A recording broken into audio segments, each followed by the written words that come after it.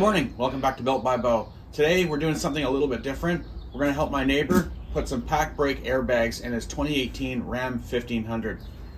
PACBRAKE is a local parts company that's been getting better and better and better. They started manufacturing their own parts. They're very popular for a lot of things, including their airbag kit. So this is an airbag kit with an onboard compressor. So let's get this unboxed and see what's included. So in your smaller box, you're going to have your in-cab air display. So you'll have an air gauge, plus you can deflate and inflate the left or right bag individually. If you want to increase both at the same time, just push both buttons at the same time, or decrease, just both buttons at the same time. Multitude of different colored air lines, probably from running to the gauge to the bags, etc., so you know what side is what. Some lumen wiring.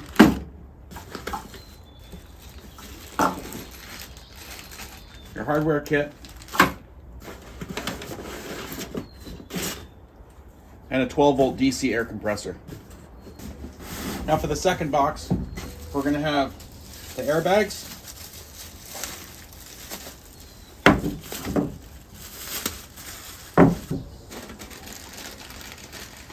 optional rear tire inflation valves from the back. Usually I plumb these into the license plate, so you can plumb the bags up manually if you want. Hose cutter, left and right brackets, bottom bag plates, and a little bit more hardware for the rest of the bag kit. Okay, so once you have everything laid out, I've separated my left side and my passenger side.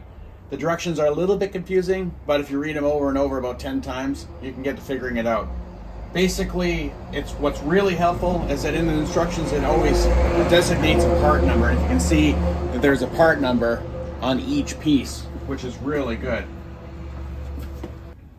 With the part numbers all shown in all the parts, it makes it really helpful because it does designate in the instructions, use part number blah for left and blah blah blah for right, so that's a big help. Now, follow the instructions to assemble the pieces, kind of mock them up and make sure that they're correct, then we'll get the vehicle apart. Okay, so I got the bottom of the plates assembled at this point. All the bolts and stuff in here are just loose right now. I'm going to remove them and put Loctite on them after for final assembly, but you don't want to do that now in case you don't have the orientation quite correct, and that does happen sometimes when the instructions aren't that good. They do ask you to put this air fitting in here first, and that's because the bracket, it sits underneath the bracket, probably for space and probably because to protect it. It's important that you get this fitting in now, because once this bracket is bolted on in place, you'll never get this fitting in. There's just not enough space. So let's flip it over and start on the top. So here's where it gets a little bit tricky. You have two optional holes. I'm sure this is for left and right, and it does specify that the bracket goes down like this, and we use these two front holes, but I've ran into this before where that's not the case. Sometimes it doesn't line up right. Sometimes the directions are, reversed around backwards. So I just put this stuff in loosely until I sit it in place and make sure that it's lining up to where it's going to be, and then I'll fasten it up tight. Okay, so to the best of my knowledge, is following the directions as best as possible. This is what I've come up with. So this is the basic bracket setup. Hopefully I have it the right way. This is the way the instructions say, but sometimes I can be directionally challenged with directions. So that being said, we are going to jack this thing up, get the driver's side wheel off. We're going to mock this up in place and see if we're good. I'll show you the process. So as you can see, this chamfer of the bottom of the bag is going to end up with this chamfer over in here. There's going to be some carriage bolts that go through that. And then this U-bolt assembly right here with this wedge is going to go around the top of your old jounce snubber bracket. So we're going to assemble that now and make sure we're correct. We'll do a test fit. If everything's good, we'll remove it. We'll put all the Loctite on the bolts and torque everything up and put the bag in for the final time.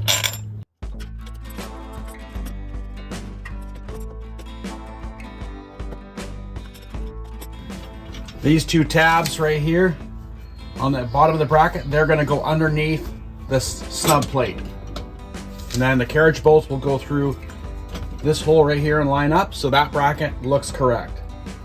Up top here, as I said before about the 2 optional holes, to me right now, it looks like I put them in as per the instructions, but it looks like it's in the wrong set of holes and it needs to come over my way to the next set of holes, and that's exactly why I didn't Loctite or torque up the bolts yet. So they're most likely going to have to move those over.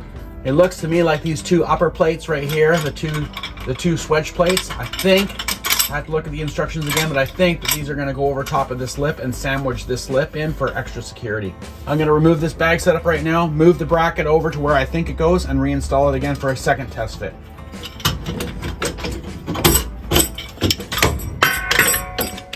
Okay, so as you can see, I was in this set of holes. I've moved it over into these set of holes where I'll retest fit it and see if that fixes the problem.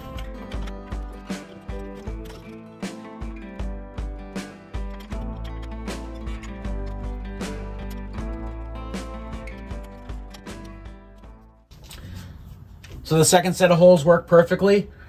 This, I believe, like I said, is going to be a swedge plate for this upper lip on this snubber ring here. The down below the bracket is all clicked into place. I have to put the 2 mounting bolts through the bottom here, and then this is going to clamp against the snubber bracket and tighten all up like that. So we're going to pull it out. We're going to Loctite and torque all the bolts on the bag, and then we're going to install it for the final time.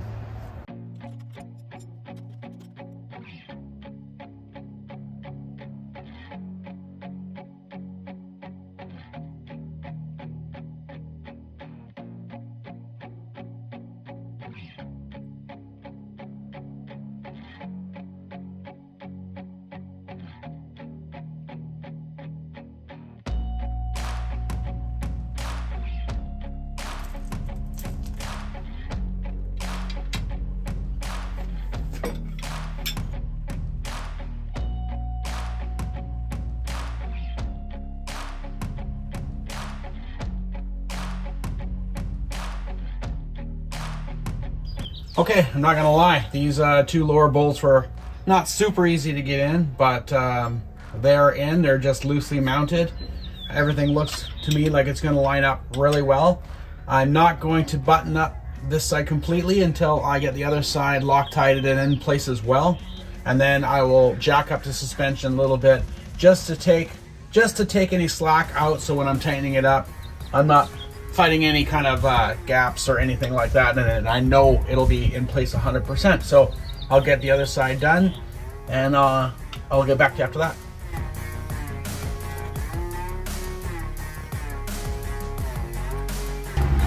Okay, so we have a little tech update. The driver's side, this hole was notched in a way where I could slip the bolt down inside afterwards. This one has to go in before you attach it to the bag. So I have to pull this bag quickly back apart, put this carriage bolt in first, then we can bolt it up.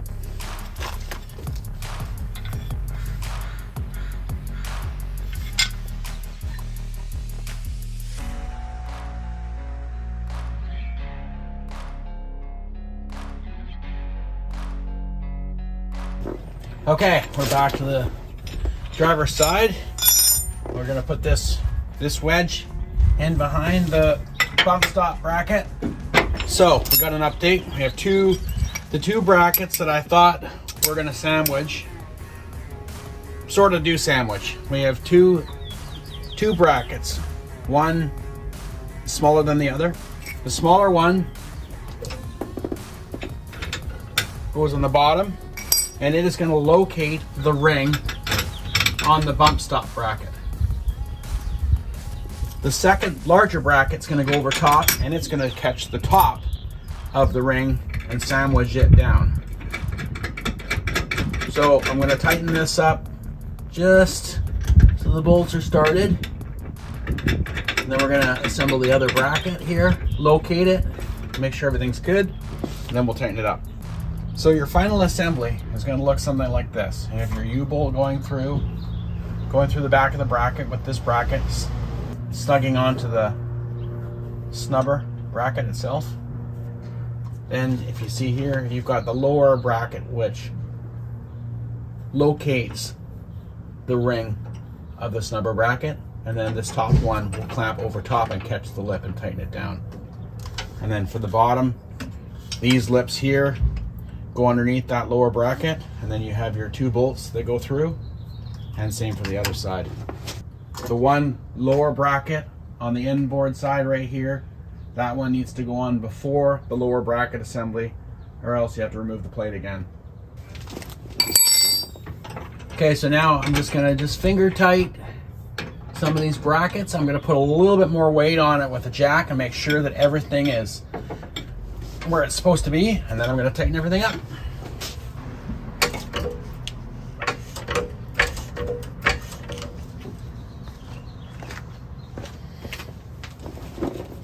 And you can look in from the back side and you can tell whether or not the bags are straight or not. There is a little bit of adjustment, some slotted holes on most of the stuff here, so if you need to go one way or another, you can. I'm pretty happy with the way this is fitting right now, so I'm gonna go ahead and tighten it up.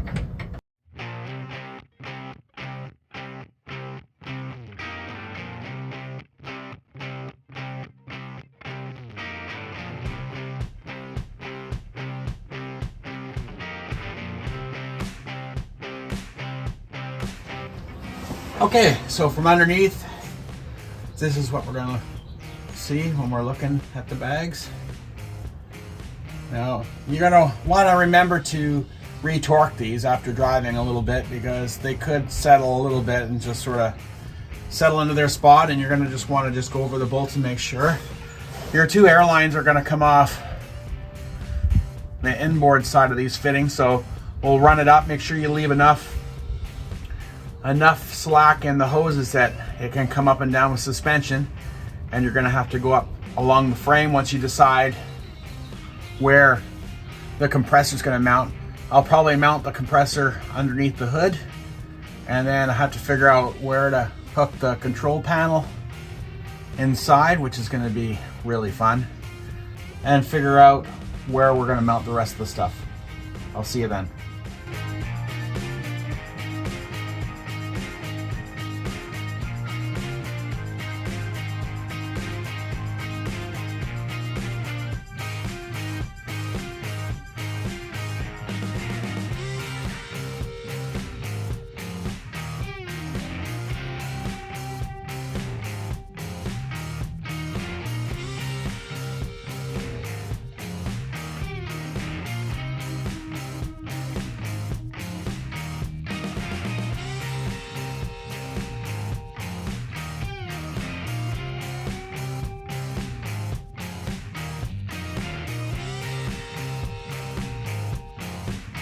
All right, so we got a little update. We've ran the airlines from the rear. So if you look here, you can see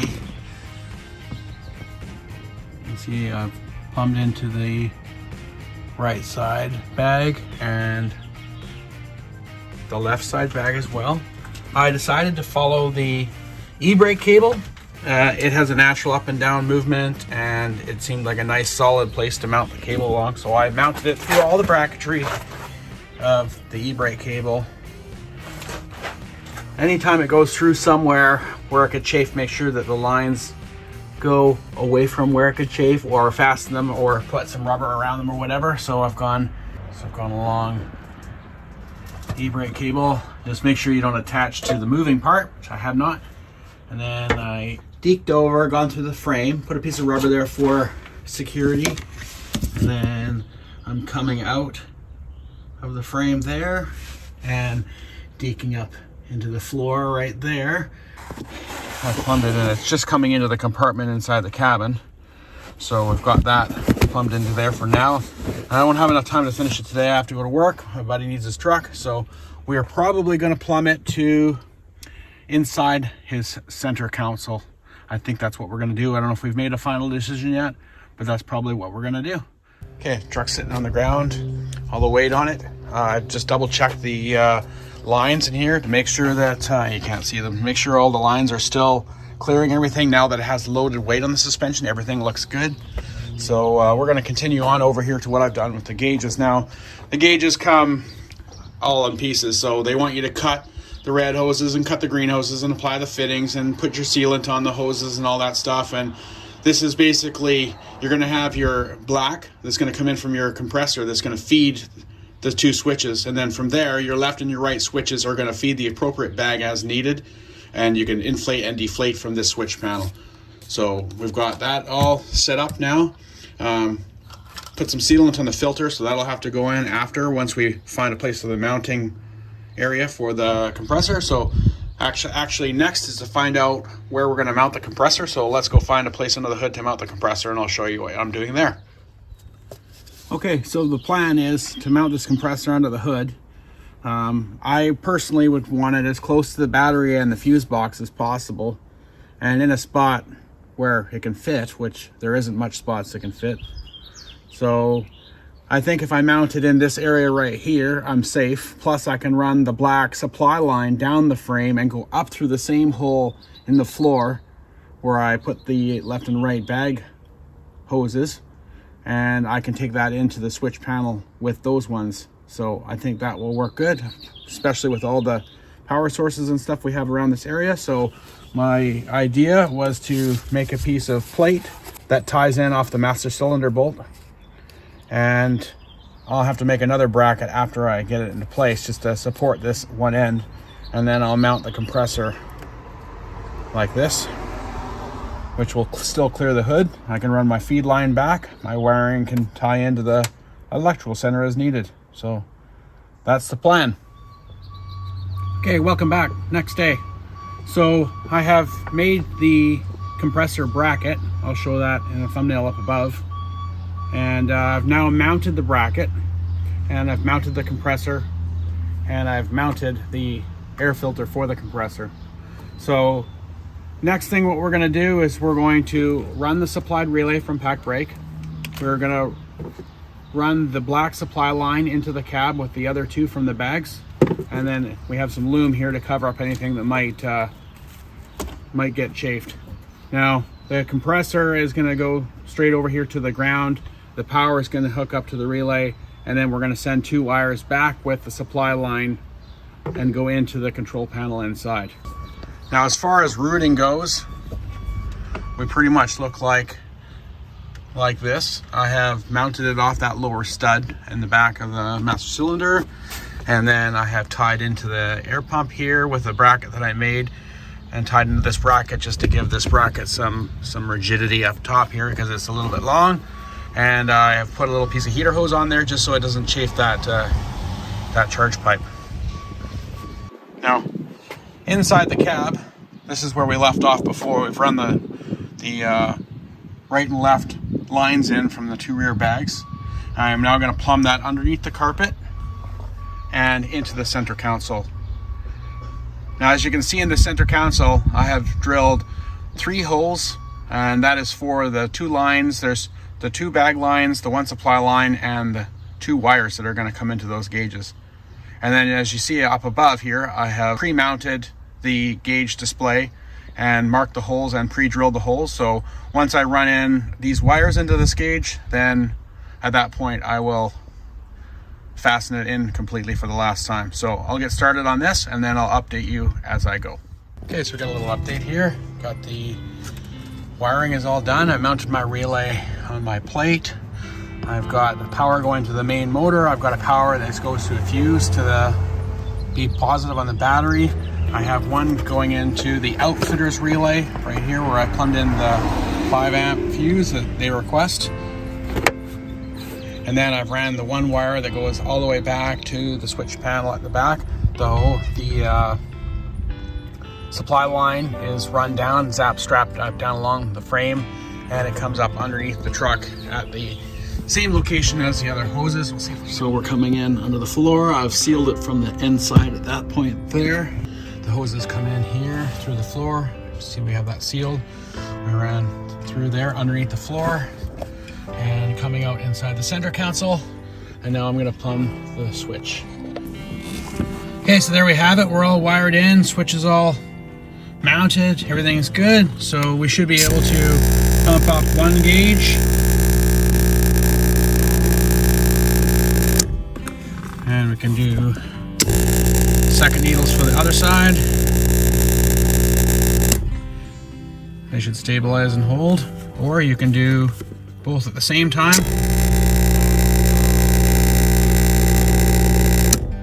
before you can release. One. There you have it. I hope this helps for your install. Well, that's going to wrap it up for our install today on our 2018 Ram 1500 airbag install from PACBRAKE. I hope this helps. I hope that if you do this, that you can follow any little things that I did that might help you. And I want to thank you for watching, and like and subscribe if you like the videos, and I'll see you next time.